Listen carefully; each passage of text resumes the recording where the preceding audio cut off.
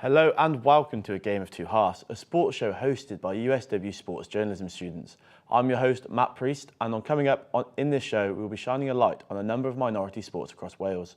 We will also be joined in the studio by Gwalior United co-owner Julian Jenkins to discuss all things women's football in Wales, before taking a trip to Pembrokeshire to talk to a CrossFit coach who owns a healthy eating cafe. But first, we take a look at the latest Welsh sporting news. In women's football, the Welsh national team has secured a historic first ever major tournament qualification.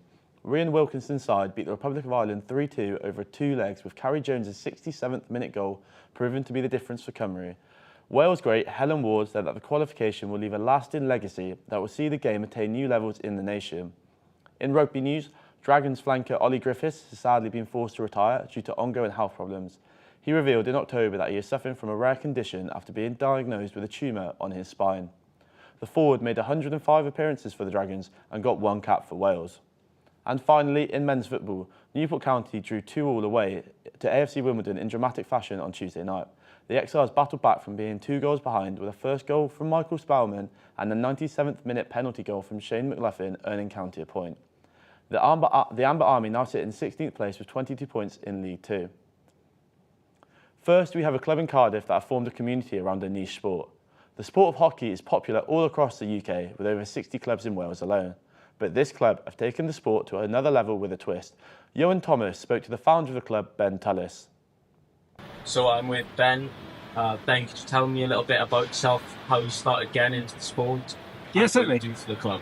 I've been playing unicycle hockey since I was 15, so that's a little over 32 years. And I've been with the Cardiff Unicycle Hockey Club for about 15 years. We practice twice a week, and yeah, it's just the best game, really. Really good. So with a niche sport, what sort of community do you have here, and what makes this sport special? It's a lovely, vibrant community, and the sport is so wonderful because it just welcomes everybody in. Unlike a lot of other sports, there's a sort of barrier to entry, which is being able to unicycle. And so we have to teach anyone to ride a unicycle before they can start playing. And there are no gender splits, no age splits. So we have a lot of people here who are, fathers and sons, fathers and daughters, husbands and wives playing against each other and on the same teams, which you don't tend to get in a lot of other sports environments. What's the greatest moment you had in the sport? What's your favourite memory? Oh, well, as a club, we've been to European Championships 3 times. And I must say, in 2017, we came back from the Netherlands with the silver medal in the European Championships there in B League. So out of 25 teams, we came in second place. But I really benefit and feel that the nice thing week in, week out is the community that we're building here.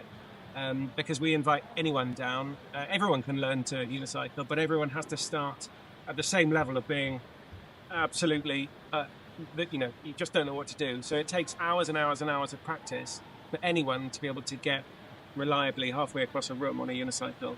But many of the people in this club here have learned here and progressed through and found out what a fantastic game it is and how much fun it is. So that is another thing that I find hugely rewarding, is just seeing the community grow and persist and sustain here. And people grow up, people move away, people come back. But we've been going for year in, year out now, and it's great. Next up, we found about veteran fencing in Cardiff and the issues that face the sport in Wales. Fencing is a sport that dates back thousands of years, but in recent times there has been a dip in participants with a huge worry about the diversity and accessibility of the clubs. Ocean Park is the home to the Welsh Veteran Fencing Open, with an age range of between 40 to 84 competing in Cardiff. I spoke to members of the group to see how they combat the issues in fencing. The marvellous thing about this particular SAL, apart from the age group that we've got, is we have a great ethnic group. We have people from Uzbekistan, we have people from Ukraine, we have people from China, we have university students that come over here and they take their degrees and they come here as well. So everybody mixes together and everybody gets on very, very well with each other. Everybody is so supportive. It really is good. Despite the sport flourishing in the Cardiff Academy, there still remains worries over active participation within schools and at grassroots levels. Yeah, the clubs feel isolated. So I think back to when I was a youngster, all the clubs seemed a bit more knitted together and there was a bit more connection there. Maybe I'm missing something because I've not been back for long, but it certainly feel isolated. Numbers are definitely down. There's a reason for that. And it feels there's no real grassroots investment going on. Why aren't we in schools as Welsh fencing? We need to be. So, yeah, there's got to be something more done, and we're just missing some tricks. You know, you look at football, rugby, it all starts in school. Fencing starts by chance. Although these worries still remain within Wales, it is clear to see the fantastic job that the Cardiff Academy are doing to dispel negative stereotypes and also showing that no matter what age, fencing can be the sport for you. Ioan Thomas, USW. Following on from that, we have a story coming from the University of South Wales Sport Park. We caught up with the Operations and Facilities team leader to find out what happens when the university students go home. I'm here in Treforest at the University of South Wales Sports Park, where there's so many different sports going on today and so many different teams competing. But we're here to find out what happens after dark when all the university teams go home. Wednesday afternoon, the sports hub becomes a bustling hub for all things Buck sport. But at 5 o'clock, when all these games are finished, the facility turns into a hub for the community, with local teams and academies occupying the grounds. We talked to Ryan Maloney, the Operations and Facilities team leader, to find out what goes on. What could you tell us about what goes on at the sports park after dark? After dark, so once all the student activity is finished, we then switch to commercial and partnership activity.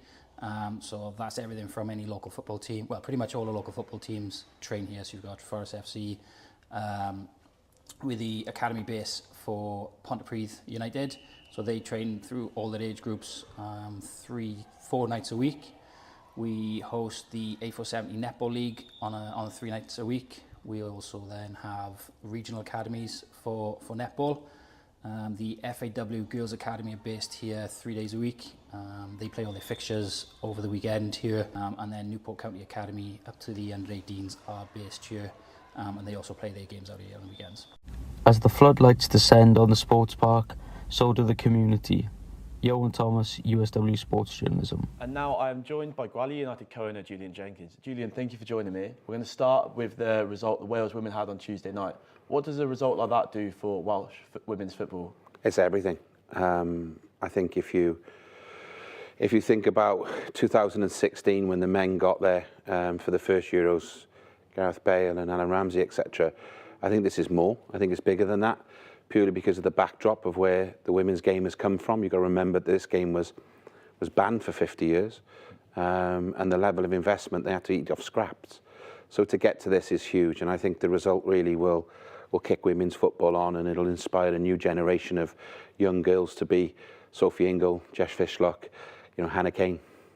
So talking about inspiring a new generation, obviously over the last 2-3 years you've been co-owner of Gwali United. Can you tell me what inspired you to take on that role? I've been in men's football for a long time. I played, and I was the CEO of over in Geneva. Ironically, could be one of the stadiums Wales visit in the summer in Switzerland. I came back and I wanted to get back into football with myself and my business partner Damien Singh. We looked at buying several men's clubs, but it didn't work out for one reason or another. And then we were approached by Karen and Michelle to say, would we invest in Cardiff City Ladies? And when we sat down and started looking at it from an opportunity standpoint, i.e., we're only 2 promotions away from the big guns of Chelsea, Man United, etc. So for us it was an easy decision. And having been in it now for just over 14 months, I'm starting to understand what these women and girls have had to go through to get any form of parity. And even now they're sort of still minus 20 in terms of how they're seen and what the facilities are, etc. But we're working really hard to try and address that. So, for us it's been an amazing time. It's been a huge learning curve, but ultimately, it's going to take time. But what Tuesday night does is it amplifies everything. It changes the game. It brings awareness. It brings a light to it. It shines a light on women's football in Wales, which is huge. Looking forward to the weekend, Gwali United have an FA Cup fixture on Sunday. What does the Cup mean to the club? Cup means everything. you know, it's probably the most iconic sports cup in the world, you know, and to be involved in that is something magical and special in its own right. There's obviously quite large financial gains on it, but, you know, I spoke to the manager this morning, having returned from Ireland, and said, can you replicate Tuesday night? Because Wales were under huge amounts of pressure. They were definitely up against it. It's going to be a very similar game on Sunday, but can we have the more desire? Can we, you know, hunt in packs? And can we take our chances, which is exactly what Wales did on Tuesday night. So it means the world to us to progress. It's going to be a very tough game, though. What would a cup run do for your season? I think, you know, it's interesting, isn't it? Because even Tuesday night is starting to implicate what we're doing now on Sunday because of the awareness levels. You know, a lot of people are saying, "Oh, you're in the FA Cup. What does this mean?" People just want to know. And I think for us as a club to be able to capitalise on that awareness, Gwalior United, I still think is one of Wales's best kept sporting secrets. You know, this club represents the whole of Wales, and it plays in the tier 3 of the English system. We're 2 away from Man United. You know, we play Ipswich, you know, Oxford, Cheltenham, all of these teams. So for us, it's massive. And if we can go there and upset the apple cart and David and Goliath, then I'm sure it'll be a great night. Thank you so much for joining me today. Thank you. In the last segment of the show, we caught up with Laura Venables, the owner of a cafe called Nourish that targets healthier eating. She spoke to third-year Leah Bauer about how she balances her life as a CrossFit coach and as a businesswoman. Nourish is a healthy eating cafe in Halves. It's something that I decided to set up when I was living in Cardiff. So I'd always knew that I wanted to set up my own business and wanted to own a cafe, coffee shop style business. But when I was in Cardiff, there was a lot of places that had the options for like healthy eating and that kind of thing, and there was nothing back here in Pembrokeshire for that. So when I decided to move back to Pembrokeshire, I decided that that was the perfect opportunity to set something up like that because it was missing in the area. So that's how Nourish was started. Did you have a little sort of target audience in mind? Yeah, so I train quite a lot at the gym, and I'm a coach at the gym as well. So my main kind of target audience would have been the people that train at the gym, I guess, when I first set the business up. But I also didn't want it to specifically section out those people, and I wanted to open it up to sort of everyone that wanted to include like healthier options in their diet when they go out for food and stuff like that. So I try and cater for like dog walkers and mums on the school run and groups of friends, older people, younger people, so a wide range of people then really. Yeah, you said you were a coach at the gym. How do you balance owning a business and being a coach as well? So it works quite well for me really. So the cafe is open in the mornings and sort of mid-afternoon, and then the coaching sort of starts mid-afternoon into the evening. So it actually works quite well balancing the two.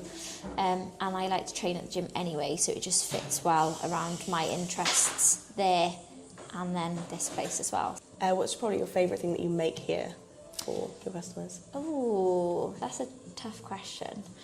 We pride ourselves on like having good coffee, serving really good coffee. So I like to think that that's good. How is your coffee art skills? Oh, getting there. It takes a while to like get it, and yeah, it's taken practice. But yeah, we can do some fancy little leaves now and stuff. So it's getting there. That kind of fits with the brand of Nourish anyway. A lot of exactly. Sort of yeah, greenery and that kind of thing. That's kind of fresh. That sort of thing. Yeah. That's all we have time for on this show, but here's a teaser at what's to come up on the next episode. It could, at least, especially in Wales, it could overtake football financially. They have far bigger networks, so change is happening quicker. We need to show these young women and girls, you know, that if you can see it, you can be it. I've gone up for it, he's gone up for it. I've jumped a little bit higher, I've got to the ball first, and then...